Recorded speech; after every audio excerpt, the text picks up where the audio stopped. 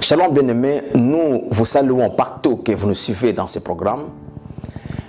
Nous sommes en train de parler sur comprendre l'évangile.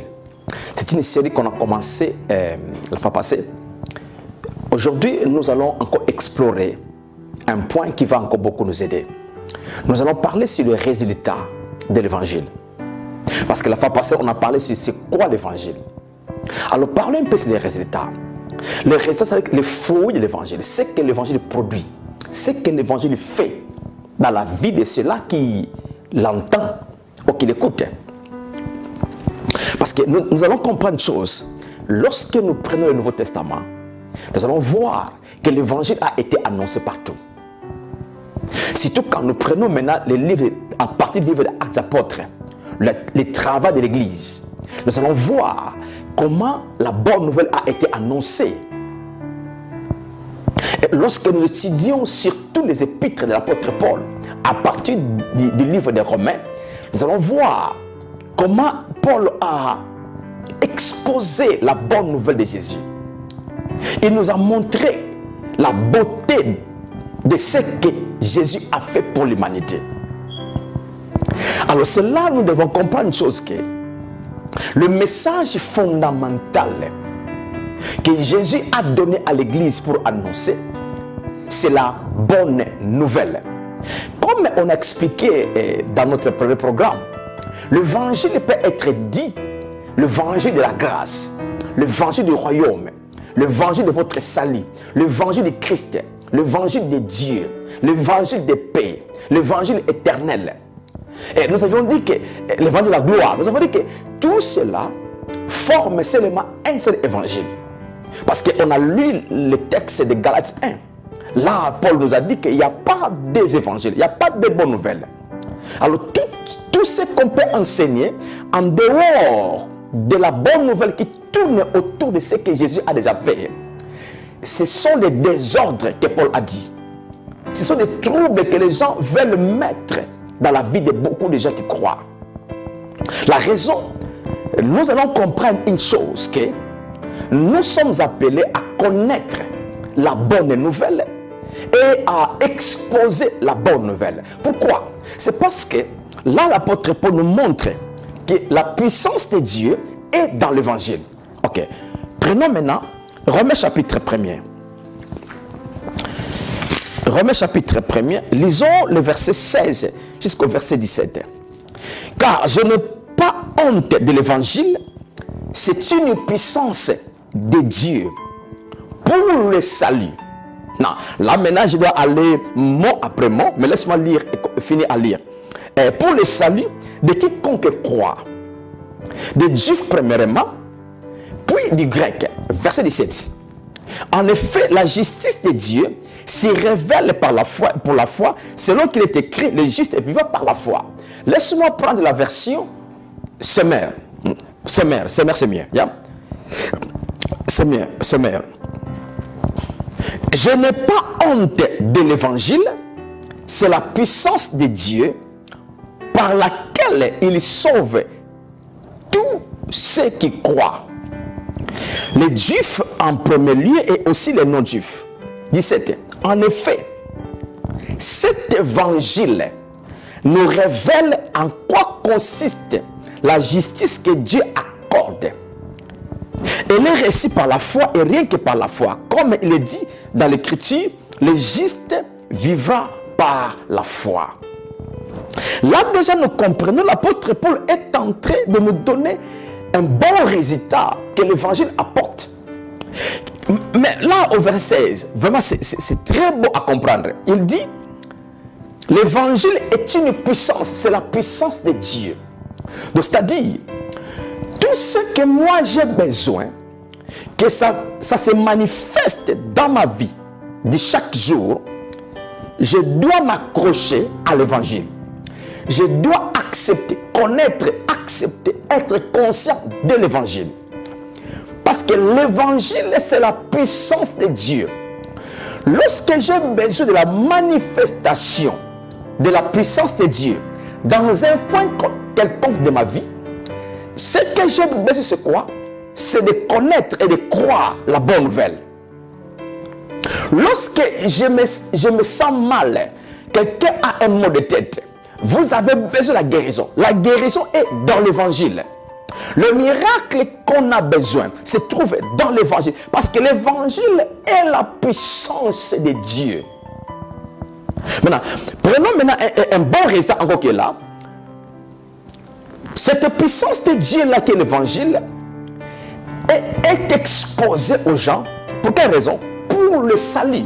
Là, nous avons la préposition pour qui donne la raison, qui donne le but. Donc, l'évangile est annoncé pour la raison que les gens reçoivent le salut. Oh, le salut, c'est quoi? Sozo, tout un paquet de tout ce que Jésus a accompli pour nous. C'est-à-dire, on ne peut pas seulement se limiter en disant que je suis sauvé, je suis enfant de Dieu. Mais nous devons aller au-delà de ça. Parce que le salut, ce n'est pas seulement être sauvé, on entre dans le royaume de Dieu. Non, ce n'est pas ça seulement le salut. On doit aller au-delà. C'est-à-dire qu'on doit vivre ce salut-là ici sur la terre. Mais comment cela est possible? Nous devons connaître ce que l'évangile nous dit, ce que l'évangile nous enseigne. Et nous devons le croire. Maintenant, il y a encore une autre chose. Au verset 17, on dit que cet évangile fait quoi? Nous révèle la justice de Dieu. L'évangile, comme on avait expliqué dans notre premier programme, l'évangile, ce n'est pas la révélation de la condamnation. Mais l'évangile révèle la justice de Dieu pour l'homme pécheur. Donc, lorsque nous parlons de l'évangile, les gens doivent entendre et comprendre que Dieu a déjà justifié toute l'humanité. Dieu s'est déjà réconcilié avec toute l'humanité. Lorsque Dieu regarde le monde, il le voit au travers l'œuvre que son Fils avait accomplie. Oh, qu'est-ce que Jésus avait fait? Jésus a rendu l'humanité toute entière sainte, irréprochable, justice devant Dieu. Parce que souvenez-vous, la Bible dit dans 2 Corinthiens 5, lui qui n'a jamais connu le péché, mais on lui a fait devenir péché pour nous, afin que nous devenions. Il parle de qui? Aux chrétiens? Non, au monde entier. Afin que le monde entier devienne la justice de Dieu. Mais ne sont pas dans la confusion. Cela est appliqué dans la vie de la personne lorsque nous croyons. Parce que là, il dit, une puissance de Dieu pour les saints de quiconque croit. Dieu l'a fait pour l'humanité, mais l'humanité doit croire. Lorsque l'humanité croit, ce que l'évangile expose devient la vie de cette personne qui croit. Parce que là, on a dit que, en effet, la justice de Dieu il se révèle par la foi et pour la foi. Donc, l'évangile crée des effets dans la vie des gens par la foi. Parce que l'évangile a été fait pour travailler pour la foi. Alors, nous comprenons déjà là, frères et sœurs, la révélation de l'évangile, c'est pour dire aux gens tout ce que Jésus a déjà fait. Peu importe la vie que ces gens ont en train de vivre, mais l'évangile a la capacité de leur changer le cœur pour accepter Jésus. Maintenant, comprenons, lisons encore un autre verset. Dans Romains chapitre 2, le verset 4. Où méprises-tu les richesses de sa bonté, de son support et de sa patience, sans reconnaître que la bonté de Dieu, l'amour de Dieu, la grâce de Dieu, la bonté de Dieu te pousse à la repentance. La repentance, c'est quoi? C'est le changement. Alors, qu'est-ce qui amène le changement dans la vie des gens? C'est la bonté de Dieu, c'est la grâce de Dieu, c'est l'amour de Dieu. Lorsque les gens arrivent à connaître Dieu les aime, malgré l'état qu'ils sont, mais Dieu les aime, cela approche les gens vers Dieu. Parce que beaucoup de gens ont peur de Dieu à cause de ce qu'ils les ont dit, qu'on les a dit, que Dieu est comme ceci, Dieu est comme cela. Beaucoup de gens jusqu'à présent n'arrivent pas à connaître l'amour inconditionnel de Dieu. Mais là, on nous dit que c'est la bonté de Dieu qui amène les gens à la repentance. Donc, c'est l'amour de Dieu. C'est la grâce de Dieu. Comment nous allons connaître l'amour de Dieu? C'est lorsque nous écoutons la bonne nouvelle. Et une autre chose. Allez avec moi dans Luc chapitre 2. Luc chapitre 2. Luc chapitre 2, laisse-moi prendre le verset 10 et 11. Luc chapitre 2, versets 10 et 11. Mais l'ange leur dit, soyez sans crainte, car je vous annonce la bonne nouvelle d'une grande joie qui sera pour tout le peuple.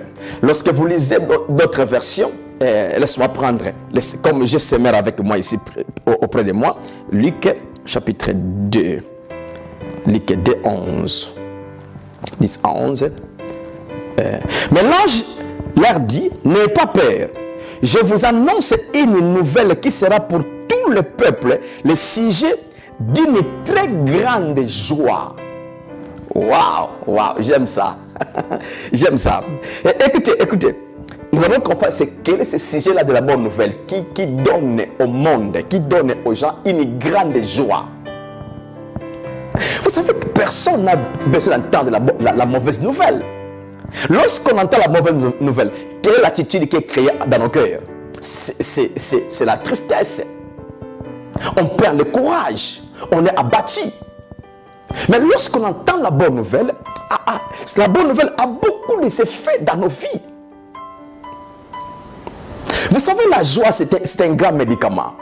Alors, la bonne nouvelle donne la joie dans le cœur des gens pour que les gens soient à l'aise. Et cela crée des effets dans la vie des gens qui croient. Donc, laisse-moi continuer à lire, parce qu'on doit connaître ça. Laisse-moi lire ça dans les sommaires, c'est mieux. Les sommaires. Où est-ce que j'étais? Verset 10. Mais l'ange leur dit, n'ayez pas peur, je vous annonce une nouvelle qui sera pour tout le peuple, le sujet d'une très grande joie. Quelle est cette bonne nouvelle-là? Un sauveur vous est né aujourd'hui dans la ville de David. C'est lui le Messie, le Seigneur. Donc la bonne nouvelle que l'ange annonçait au berger, c'était quelle bonne nouvelle? Jésus est né, le sauveur est né.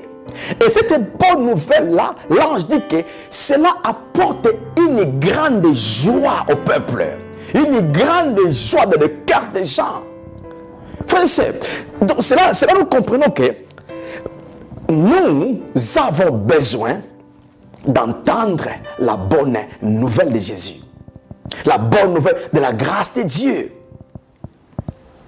C'est là que vous allez comprendre. Lorsque vous consultez Paul, vous allez voir les épîtres de Paul est bourré de parler de l'œuvre que Christ avait accomplie.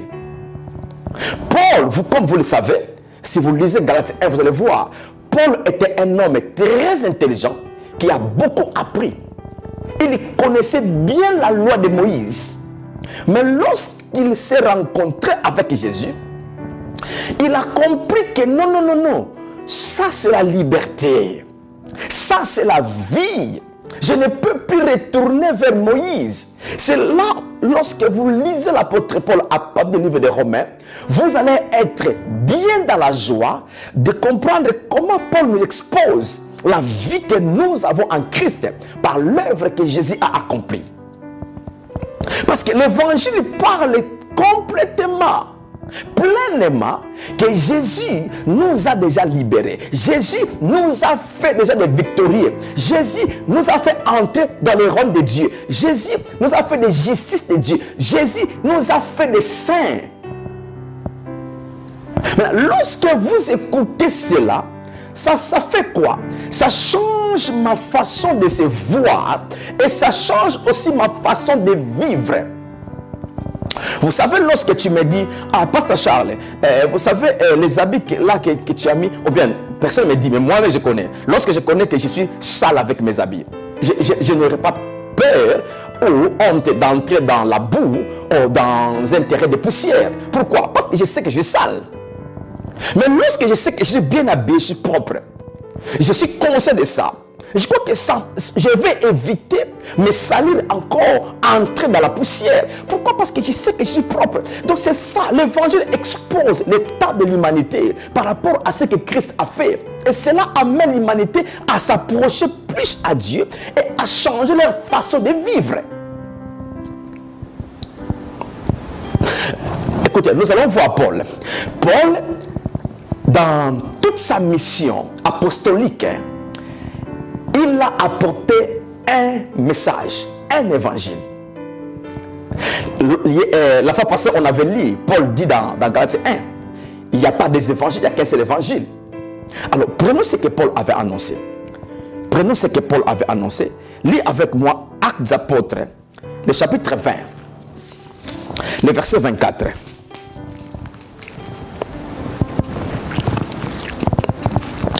Mais je ne fais aucun cas de ma vie comme si elle m'était précieuse, pourvu que j'accomplisse avec joie ma course et le ministère que j'ai reçu du Seigneur Jésus, rendre témoignage à la bonne nouvelle de la grâce de Dieu.